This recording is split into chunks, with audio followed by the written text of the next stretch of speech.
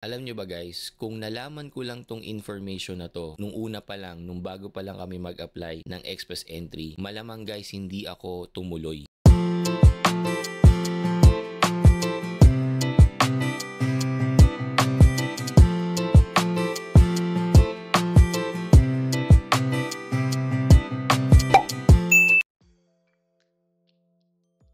Hello guys, good morning, good afternoon, good evening sa inyo guys kung nasan man kayo ngayon. So for today guys, i-share ko sa inyo guys kung ano yung nangyari sa amin nung una kaming nag-attempt pumunta dito sa Canada gamit yung Express Entry pathway.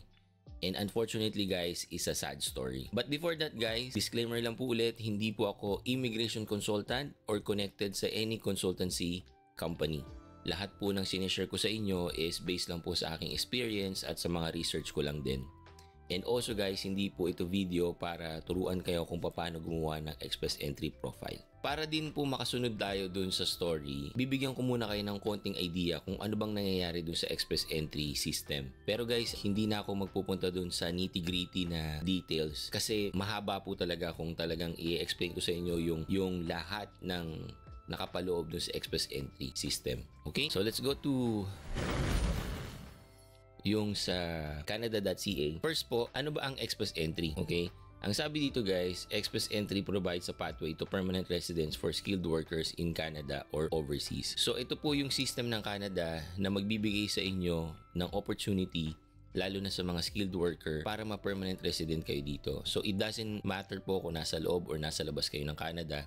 Pwede kayong mag-apply through online para magkaroon kayo ng Express Entry profile. For potential skilled foreign workers, Express Entry will result in fast processing times of 6 months or less. Ito guys, hindi ako sure. Kasi nung time namin, hindi naman siya 6 months more. So, siguro depende sa processing. Tsaka guys, wala naman ding detailed update once na nakapag-submit kayo ng Express Entry profile nyo. Express Entry manage applications for permanent residents under these federal economic immigration programs. So meron siya guys sa skilled worker, skilled trades program, at saka meron din siyang Canadian experience class.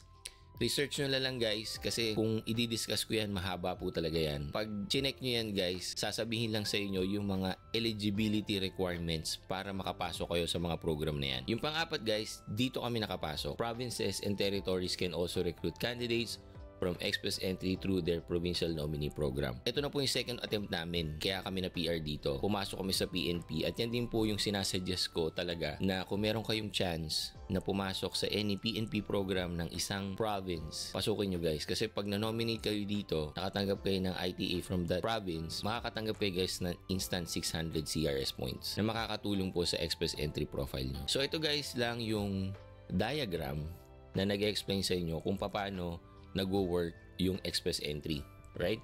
So ang first step po is gagawa kayo ng profile or yung Express Entry profile. Sa paggawa nun guys, hihingan kayo ng mga requirements. Yung mga major requirements is yung IELTS, English exam, kailangan nyo mag-take nun. And then pa-assess din po kami nung aming educational background. So hihingi kayo ng TOR at isasubmit nyo yan dun sa company na mag-a-assess nung inyong educational background at i-assess nila yon kung ano yung katumbas nun sa Canadian educational system, parang ganun. So after nun guys, pag meron na kayong Express Entry profile, papasok na kayo dun sa pool. Ang ibig lang pong sabihin nito is nandun na kayo sa list ng pagpipilian ng Canada pag meron na silang draw para sa Express Entry. Pag napili kayo guys, or pag yung inyong CRS score is pumasok doon sa minimum requirements ng Canada on that specific draw, possible kayo makakuha ng invitation to apply. And then once meron na kayong ITA, pwede na kayong mag-apply for permanent resident through online. So yan yung steps or kung paano nag-work ang Express Entry. Sinasabi ko sa inyo kanina yung CRS, right? Ano ba yung CRS? Yan yung basis ng system kung paano kayo mapipili at para bigyan kayo ni Canada ng ITA. Ang CRS po is yung Comprehensive Ranking System, is the point-based system we use to assess and score your profile and rank you in Express Entry pool, right? So, sabi ko nga kanina guys, pag nag-submit kayo ng Express Entry profile, hihingan kayo ng mga data like yung age nyo, yung tinapos nyo sa school, yung work experience nyo, and so on. And each information na ibibigay nyo na yon, may corresponding points po yun. Ang tawag nila doon is yung CRS points. Meron silang system na magbibigay sa inyo ng specific points for those data na ibibigay nyo sa kanila. At yun ang gagamitin nila para mag-gauge kung pasok ka ba doon sa minimum requirements nila o hindi. At yun din ang basis kung sino ang mga mapipili on that specific draw. Yun lang ang ibig sabihin ng CRS.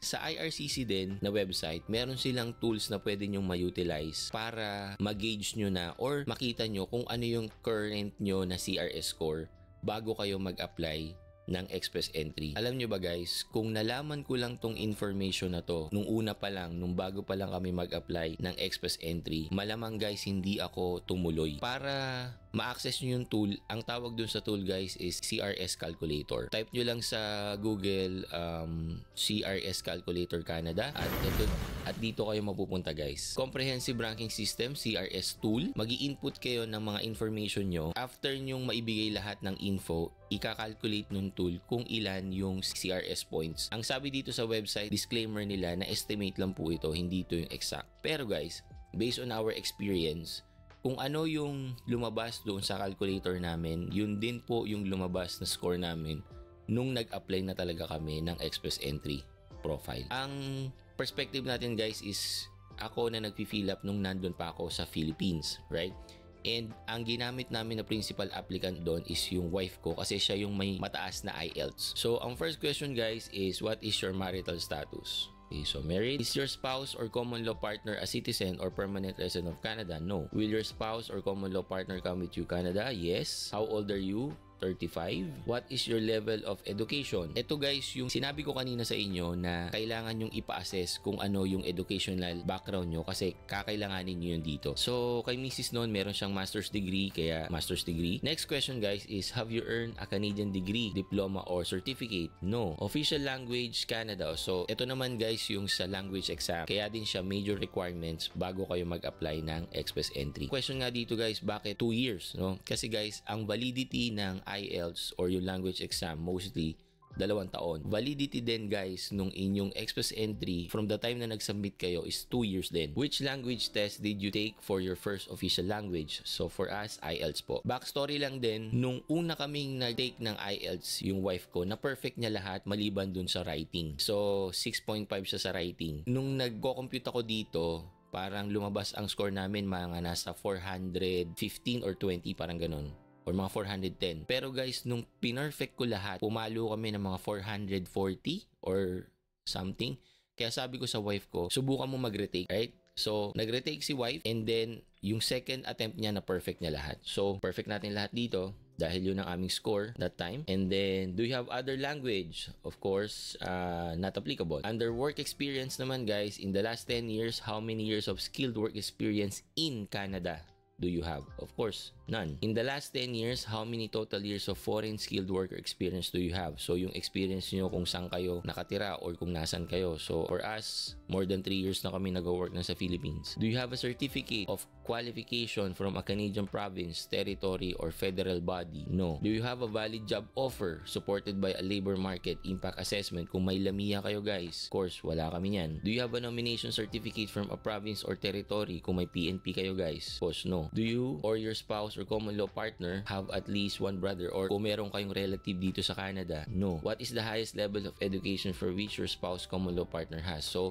para to dun sa partner nyo o dun sa asawa nyo guys. So, ako, 2-year program lang yung equivalent. In the last 10 years, how many years of skilled work experience in Canada does your spouse, common law partner have? None. Did your spouse or common law partner take a language test? So, nag-IELTS din po ako pero hindi ganun kataas. So, ang pinakamababa ko guys, 6.5. So, 6.5 lahat. So, after this question guys, pwede nyo nang i-calculate yung score nyo. So, i-click nyo lang to and then sa pinakababa, lalabas yung inyong score. So, ito yung score namin nun guys, 443 nung una kami nag-apply para sa express entry pathway.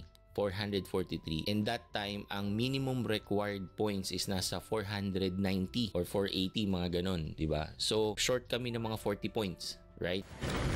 So guys, ngayon meron na kayong idea kung ano ang express entry, kung paano siya nag-work, ano yung mga requirements, ano ang CRS points. Itong next ko na i-share sa inyo guys is napaka-importante nito kasi sabi ko nga, kung nalaman ko lang to nung una pa lang, hindi na ako tutuloy na kumuha agad ng express entry dahil alam ko na walang mangyayari. Again guys, based on my understanding to, do your own research pa rin. Okay? Pupunta na tayo dun sa paano ba nag-work ang ranking system nila? Para mas maintindihan nyo guys kung bakit ko sinabi na dapat hindi muna kami nag-express entry. Okay guys, so gamitin nating sample itong draw nung last July 17, no? So nung July 17, ang number of invitation is 6,300, meaning sa lahat ng nasa express entry pool, 6,300 ang binigyan ni Canada ng ITA or nung invitation to apply. At para makatanggap ka nun, at least dapat meron kang 515 points, right? Let's say ang parent mo na score is 515, right? So that time guys, ang thinking ko, basta ma-reach ko yung 515, automatically makakatanggap na ako ng ITA. Pero guys, nung nakita ko tong CRS score distribution of candidates in express entry pool, medyo na-realize ko na hindi ganun ang kalakaran. So let's say nasa 515 ka guys. So papasok ka dito sa range na to. Nasa 501 to 600 range. And on that range guys, ang total number of candidates is 16,968.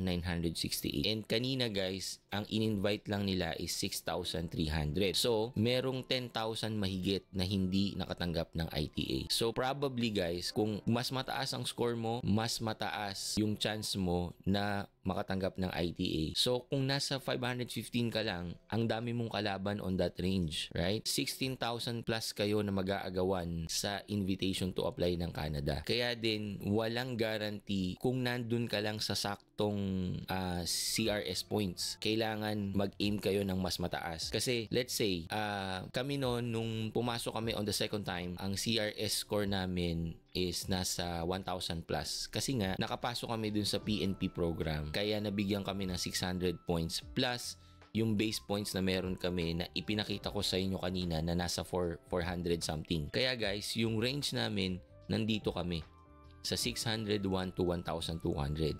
At ang total number of candidates lang na nandun is 184. Kung kabilang kayo dito sa 184 na to, malaki ang chance nyo na makuha kasi 6,300 yung kinuha nila nung July 17, right? So, yun guys, yung pagkakaintindi ko kung paano nag-work ang express entry system, right? So, going back dun sa aming story, ikwento ko sa inyo guys kung anong nangyari nun. Actually guys, nag-start talaga yan 2013, meron na kaming plano na pumunta pero hindi lang natutuloy kasi may mga dumadating sa amin na magagandang opportunity sa Philippines. So 2018 guys, nakita ko yung high school classmate ko, nag-post sila sa Facebook na pupunta na sila ng Quebec, okay? So nag-chat ako sa kanya, nagtanong ako kung paano ba pumunta ng Canada, and on their case kasi parang merong program that time ang Quebec para sa mga nurse, nurse kasi yon. So for us, walang chance kasi hindi naman ako nurse, hindi rin naman nurse yung wife ko, pero sabi niya na meron silang agency. So nakipag-usap ako dun sa agent, tapos sinabi agad sa amin na ang best na pathway daw for us is express entry. Ako naman nun guys, hindi ako nag-research, wala talaga akong alam kung paano pumunta ng Canada. Gusto ko lang talagang pumunta ng Canada, yun lang. Nagbayad kami ng fees and everything, and then ginawa nila kami ng express entry profile. Kumuha kami ng IELTS and everything, yung mga sinabi ko sa inyo kanina na requirements, nilakad namin lahat yon. Kasi hindi kayo makakapag-apply kapag wala yung mga sinabi ko sa inyo kanina na major requirements. Okay? So, after nun guys, naghintay na kami. Naghintay na kami ng 2 taon at walang nangyari. Kasi nga guys, ang CRS score namin nun mga nasa 440, at hindi bumaba ang points. At saka ang thinking ko din, nung naintindihan ko na yung ranking system, kahit na bumaba dun sa 440, maliit pa rin yung chance namin kasi that time ang quota nila per month is nasa 6,000 din 6,200.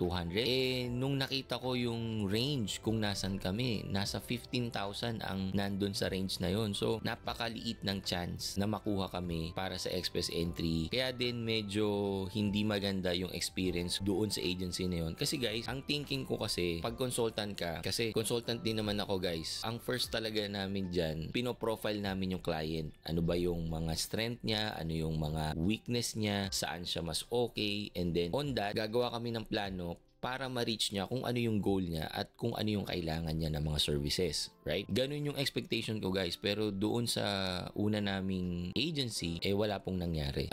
Syempre nakakalungkot yun guys, pero so hindi agad kami nag-quit guys, kasi alam ko na meron talaga kaming chance. Parang sa akin, hindi ko pa nagagawa yung best ko eh. Hindi naman ako nag-research and everything, talagang pumasok lang ako sa agency and yun na. O nga pala guys, disclaimer ulit, hindi ko po sinasabi na pag pumasok kayo sa agency, sure ball agad kayo na mapi-PR dito or makakarating kayo ng Canada. Hindi po. Marami pong successful stories na nakapunta dito ng DIY lang or do it yourself. So nasa sa inyo po kung papasok kayo sa agency or not, pero wala pong guarantee yun. After nun, syempre, malungkot ako, malungkot din si Mrs. Nasayang yung IELTS, nasayang yung 2 years, nasayang lahat ng pagod namin, guys. So sabi ko sa sarili ko, ititigil na ba natin, no? Pero guys, one time, nagbabrowse lang ako sa Facebook, tapos may nakita akong isang live na pina-follow ko rin to matagal na rin, no? Tapos vlogger siya from Nova Scotia and then meron siyang katandem na isang immigration consultant. Nakinig lang ako tapos nakipag-set ako ng meeting sa kanya and tuloy-tuloy na doon guys. Naging maganda yung experience namin dun sa second agency namin na yun din ang tumulong sa amin kaya nakarating kami dito. Yung second attempt namin guys, ano na yun? Kumbaga marami na akong natutunan, marami na akong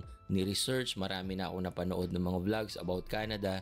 So, hindi na ako magsisimula from the start kasi meron na akong idea kung paano siya nagwo-work, diba? Tsaka based dun sa pagkaka-profile sa amin nung agency, hindi nga kami dapat nag-express entry agad kasi nga mababa yung aming score. Kaya kami pumasok sa student pathway. So yun guys, I hope na meron kayong learnings na nakuha based on our experience. Yung sharing ko ngayon guys, gusto ko lang na tulungan din yung iba na nag-a-aspire na pumunta dito para hindi nyo ulitin yung pagkakamali namin that time. Right? Walang problemang gumawa agad kayo ng express entry profile provided na alam nyo na malaki yung chance nyong makatanggap ng ITA. So always do your own research guys at magtanong kayo, mag-research kayo, no? Para din hindi kayo magkamali kasi maraming masasayang na oras, resources pag talagang hindi kayo nag-research at hindi nyo naiintindihan kung ano yung pinapasok nyo.